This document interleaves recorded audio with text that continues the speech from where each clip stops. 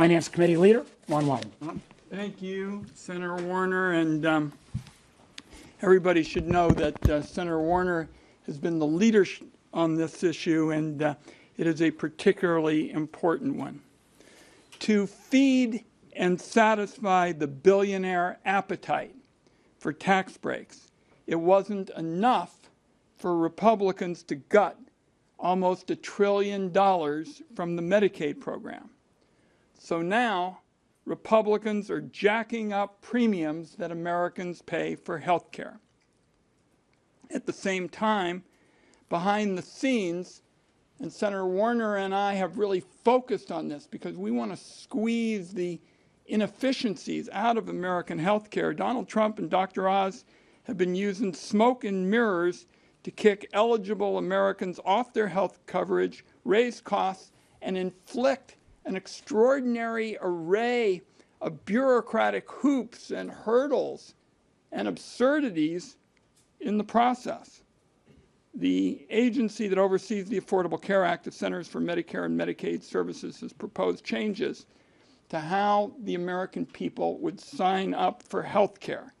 And this is something I've focused on since my days as co-director of the Oregon Gray Panthers, because you can always get a sense of people's motives about whether they're interested in having something that works and streamlining the bureaucratic red tape, or go ahead with even more, which is what the Republicans did in the big budget bill. Now, specifically what they do, and Senator Warner touched on this, they increase out-of-pocket limits, create new fees, and generally import the worst tactics, the very worst tactics, from the for-profit health insurance companies.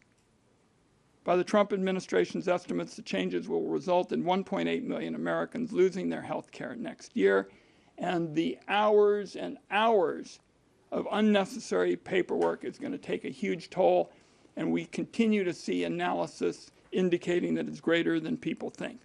So that's why Senator Warner and I are taking action on this very specific lane, and understand this is not what the debate is going on for the next 11 hours, and hopefully going to result in something that helps people. This is a separate matter. Senator Warner's proposal is going to allow Democrats to force a vote on the harmful changes that the two of us are talking about, and give Republicans a chance to go on record as wanting to join us in the future to do the right thing.